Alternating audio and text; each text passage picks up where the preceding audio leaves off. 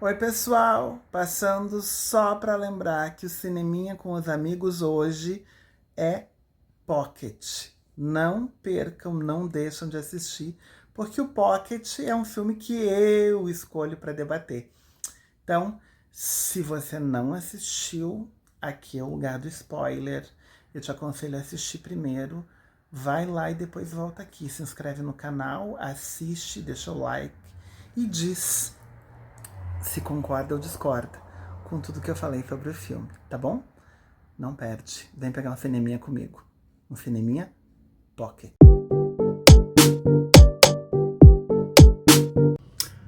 A Nora. Provavelmente o filme que tem causado o maior frisson entre todos os cinéfilos brasileiros que gostam de cinema, que gostam de acompanhar filmes que fazem todo o circuito de festivais. A Nora foi o grande concorrente, principalmente na categoria de melhor atriz, com o Ainda Estou Aqui, com a nossa querida Fernanda Torres. E tem uma pá de gente dizendo que não vai assistir o filme, que não quer assistir o filme, por conta da Fernanda ter perdido o Oscar para Mike Madsen e também por acharem que se a Fernanda fosse perder, que perdesse para Demi Moore. Eu também concordo, eu acho que se a Fernanda tinha que perder o Oscar, esse Oscar deveria ser perdido para Demi Moore, em A Substância, que é simplesmente um filme que fala sobre o que aconteceu na premiação propriamente dita. Mas, como a própria Fernanda já disse em algumas entrevistas, a Nora é meio que um primo do Ainda Estou Aqui, pela sua condição de cinema independente. O filme é montado, escrito, dirigido pelo Sean Baker, né? Então, assim, o cara já entrou para a história, porque dos 5 prêmios que o filme levou, só o Sean Baker tem na casa dele 4, né? Que é o de melhor filme, edição ou montagem, roteiro. Qual é o outro que faltou aqui? E roteiro, direção... Ah, o melhor filme, obviamente. E a Mike Madsen também levou de melhor atriz. Bom, o que eu acho importante de se dizer? Eu também concordo. Eu acho que a academia, de um modo geral, é um tanto etarista, às vezes, quando vai premiar as suas atrizes. Acho até mais na categoria de atuação feminina do que na de masculina. Parece que quem fez história não acaba sendo premiado. Parece que eles apostam em quem tem um talento muito grande para vir a fazer história. E a gente sabe que algumas levaram e desapareceram. Tomara que não aconteça isso com a Mike Madsen, porque o filme é realmente excepcional. Para quem não assistiu, ele é o que eu gosto de chamar de uma linda mulher às avessas, ou uma linda mulher sem o conto de fadas. Ainda que ele seja chamado de uma comédia dramática, ele tem uma sequência, sobretudo uma sequência na busca pelo Ivan, quando ele desaparece, que é muito a característica do filme de comédia. Ele tem uns alívios cômicos interessantes ali dentro. Mas para quem reclina na poltrona, vai perceber que por trás tem uma camada dramática muito forte e muito interessante. A Annie, que dá nome, né, o nome dela é o título do filme, a Nora Annie, é uma stripper no bairro russo de Nova York, isso é no Brooklyn, provavelmente. Ela é uma stripper e o filme é bastante cru nisso, inclusive se você for pegar todas as cenas de sexo que há na película, deve dar aí entre 15 e 20 minutos só de cenas de sexo. Então, o filme ele é cru no sentido de que ele não traz uma esperança sobre a vida, né? Sobre o conto de fadas que pode ser a vida para uma garota que é uma stripper. Ela é jovem, ela mora com a irmã, divide o apartamento com uma irmã. A gente percebe que elas não têm uma relação muito próxima de amizade. É mais aquela coisa de coabitar para poder compartilhar as dívidas. Bom, numa bela noite, nesse clube de stripper que ela trabalha, aparece o Ivan, que é filho de um grande oligarca russo chamado Nikolai. Eu não vou me recordar agora do sobrenome dele, mas enfim, se aparecer e eu me recordar, eu falo. Esse oligarca, literalmente, mandou o filho para os Estados Unidos, ele é um verdadeiro príncipe herdeiro da sua fortuna. Ele vai nesse clube de stripper e a Annie é a única das strippers que fala russo. Então, por conta disso, ela o atende. Eles ficam juntos, ele tira ela do clube, convida ela para ficar com ele, paga para ela ficar uma semana. Ou seja, há toda uma aproximação, há toda uma inclinação de interesse dele por parte... aparentemente parece que surge um romance. Mas a gente fica o tempo todo desconfiado, eu pelo menos fiquei. E é muito interessante porque ela me parece ser bastante cética, ela me parece ser uma pessoa bastante consciente da sua realidade e do que ela está fazendo. Mas ele, de certa forma, quebra um pouco esse gelo dela, a convidando para ficar uma semana com ele, dando uma verdadeira pequena fortuna para uma garota de uma stripper, como é o caso. No entanto, eles vão para Las Vegas, eles se divertem e cria-se aquele clima romântico entre os dois, porém, isso não dura muito tempo. Não dura muito tempo pelo desenrolar, né, do que vai acontecer. Em Las Vegas, ele propõe casamento para ela e eles se casam. Na verdade, eles se casam em Nevada e tal.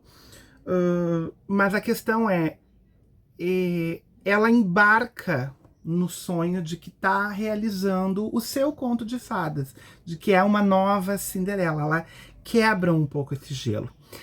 Quando a família do rapaz descobre que ele casou nos Estados Unidos, eles enviam o Taurus, que é uma espécie de padrinho responsável por ele ali nos Estados Unidos, em Nova York. E esse padrinho vai, então, levar 2 capangas junto com ele para casa. O Ivan foge e eles capturam a Annie e ficam com ela. Aí tem essa sequência que eu já falei. E aquela busca, o filme tem um momento em que eles estão em busca do Ivan para encontrá-lo. E a gente vai ter um personagem chamado Igor, que é interpretado pelo Yura Borisov, que é um personagem muito interessante. E é uma atuação excepcional desse ator, porque ele fica muito no enquadramento o tempo todo aparecendo com ela. É meio quase que como um anjo da guarda, um protetor. Ele tá sempre acompanhando ela. Mas principalmente ele tá acompanhando o drama que ela tá vivendo, e que ela vai viver e que vai se desenrolar a partir daquilo ali. Por quê? Porque quando o Taurus finalmente encontra o Ivan, eles o levam para um tribunal para poder desfazer, anular o casamento. Que a Annie acredita que não vai ser anulado. A família do Ivan, a mãe e o pai, o Nikolai e a Galina, vêm no seu jatinho, gente rica, aquela, né, milionários, e vão obrigar essa anulação desse casamento. E aí a gente chega talvez naquela cena que eu acho a mais interessante e que registra muito claramente o quanto nós vivemos nos tempos fluidos do efêmero, né? Ou seja, tudo aquilo que nos leva por algum momento a acreditar que possa estar se tratando de um conto de fadas moderno, ou seja, o rapaz se apaixona pela plebeia, o príncipe se apaixona pela plebeia, se desfaz num dos diálogos em que ela finalmente consegue conversar com ele, porque eles não conseguem ficar juntos desde que se separam e são capturados e tudo aquilo acontece. E ela consegue falar com ele e dizer: você não vai se posicionar em relação aos seus pais? A gente se casou. E ele diz para ela: é claro que não. É claro que nós vamos anular. É claro que eu vou fazer o que eles querem. Ele tá irritado, mas ele tá irritado por ser uma marionete dos pais, vamos assim dizer. E ele olha para ela e diz: você achou que nós iríamos ficar casados? Você é uma prostituta. Essa talvez seja o elemento demarcador entre a diferença da realidade para o conto de fadas, para o sonho. Ali ela cai na real, e aí a gente vê pela expressão da atriz, que é excelente, ela faz uma stripper extremamente convincente, ela faz a gente acreditar que ela é uma pessoa descrente dessas possibilidades afetivas, ela faz a gente acreditar que ela ruiu aquela barreira que ela tinha, e a gente acredita que ela se deu por conta que ela deveria ter se mantido firme naquilo que ela acreditava, porque ele não a amava, e ela automaticamente volta para o seu lugar, e aí ela vai então tentar fazer um confronto com a mãe dele, dizendo que ela não assinou nenhum acordo pré-nupcial. Obviamente, tentando em um estilo vingativo, revanchista, fazer com que ela lucre alguma coisa com o fim daquilo ali. Eles prometem $10 mil para ela, para desfazer, mas é muito interessante o diálogo que a Galina, a mãe dele, tem com ela, que mostra também um pouco essa questão do quanto o dinheiro tem poder de comprar e pagar a sua felicidade, mas também tem o poder de financiar a sua destruição, porque ela ameaça com tantos detalhes tudo que ela pode fazer com a família da Anne, que a Anne automaticamente entende que é uma luta desigual, e não é um Davi e Golias no sentido de que ela vai conseguir derrubar o Golias, muito pelo contrário. É realmente a formiguinha e o elefante, no sentido de que ela é nada diante daquele mundo. E essa dramaticidade está atravessada na cena e muito testemunhada pelo olhar do Igor o tempo todo, que ele desde o princípio sabe que tudo aquilo vai terminar daquela maneira. E ele, em um momento, quando tudo se resolve, ele diz, bom, e é um dos poucos momentos em que ele tem uma atitude ativa, vamos assim dizer, quando ele diz, bom, eu acho que agora o Ivan poderia pedir desculpas para Anne por tudo o que ele fez ela passar, enfim, pela humilhação. É óbvio que a mãe, ninguém permite que isso aconteça, e o filme fica por isso mesmo. O Ivan embarca com seus pais, ou seja, nada acontece com ele, a sensação de que esse cara ferrou com a vida da menina e nada vai acontecer com eles, porque nada acontece com gente rica, é muito nítida e muito clara nesse filme. E a Anne volta, eles ficam mais uma noite na mansão, ela e o Igor, e é uma cena interessante porque em nenhum momento houve, ao longo da história, uma aproximação afetiva entre os dois. E ela o acusa e fica aquele clima, aquela tensão sexual entre os dois, quando ela o acusa de, se ele tivesse a oportunidade, ele a estupraria naquele momento em que eles a capturaram, quando eles estiveram sozinhos. E ele diz, não, eu jamais pensei em estuprar vocês. Ele leva ela para casa e ele escondeu o anel que ela tinha recebido do Ivan no casamento, que era uma joia de família, era uma joia muito valiosa, e que ela teve que devolver. Ele conseguiu de alguma maneira pegar, manter com ele e devolve para ela. Essa é a cena talvez mais instigante do filme, porque ele dá o anel para ela e ela, numa postura compensatória, ela resolve partir para cima dele no sentido de seduzi-lo e dentro do carro ter uma relação sexual com ele. No entanto, ele é uma pessoa que não está só interessado na stripper, na prostituta. E quando ele tenta se aproximar dela, porque ele a olha como uma mulher e tenta beijá-la, e eu acho isso muito interessante, né? Fazendo de novo o crossover com Uma Linda Mulher. E Uma Linda Mulher, ela não beijava na boca, né? Porque quando você beija, você se apaixona. Ou seja, o beijo tem um significado muito forte, é muito simbólico. Porque o beijo significa que são dois seres humanos que estão se encontrando e trocando afetividade de alguma maneira, né? Não é apenas sexo, não é apenas o profissional, que é aquilo que ela fazia muito bem, sem nenhum problema, no clube. Quando ele tenta beijá-la, ela então desaba, chorando. E aí a gente tem a nítida sensação de que tudo que ela acreditava volta a ser, ela estava certa. A vida não é cor-de-rosa, a vida é preto e um cinza mais clarinho. E ela muito provavelmente carrega no seu olhar, na sua postura, até no seu tom de voz, a culpa de ter se deixado levar a acreditar que fosse possível, quando todo o deslumbramento da riqueza e do poder se apresentam para ela.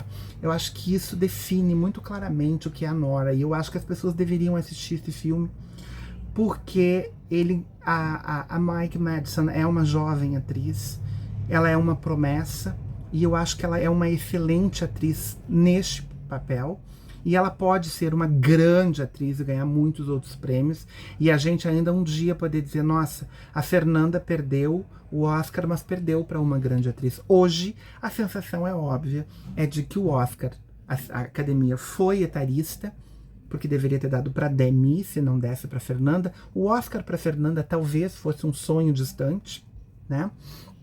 Mas acho que é importante dizer que a Fernanda Montenegro perdeu para Gwyneth Paltrow, que é uma coisa. E só por isso a gente não precisa explicar mais nada. O sentido da injustiça, o tempo só ratificou. Mas a Fernanda ter perdido para Mike Madsen e o Ainda Estou Aqui perder na categoria de atriz para a Nora não é uma derrota humilhante no sentido de que foi um filme que não merecia. Eu acho que a Nora, ela causa em nós um gatilho muito forte dessas desigualdades sociais que existem. Há um véu cômico por trás, por cima, né, de toda essa história, como encobrindo, mas a dramaticidade é muito clara, no sentido de que nós estamos falando de um ser humano que tem noção da sua realidade, de seres humanos que têm noção das suas realidades. E isso se aplica tanto com quem é desprovido financeiramente, quanto quem tem o poder de comprar, inclusive comprar tudo, né? Comprar companhia, comprar afeto, comprar sexo e comprar sonhos. E também comprar a destruição desses sonhos. Eu acho que a Nora fala um pouquinho disso. Não sei se vocês curtiram, se assistiram, mas eu mega recomendo. Eu acho que a Nora merece uma chance, merece um olhar, assim como a Mike Madsen também merece um olhar. Seguindo a linha da Fernanda, nós chegamos lá e eu acho que o filme tem que ser respeitado, ainda que ela seja uma atriz jovem e ainda que eu concorde que foi um prêmio que talvez as outras, a Demi merecesse mais, e a própria Fernanda, que na minha opinião era a melhor de todas. Mas a gente é brasileiro e a gente estava torcendo, era pelo nosso time, né? Enfim, fica a dica, a Nora é um excelente filme, sim, pessoal.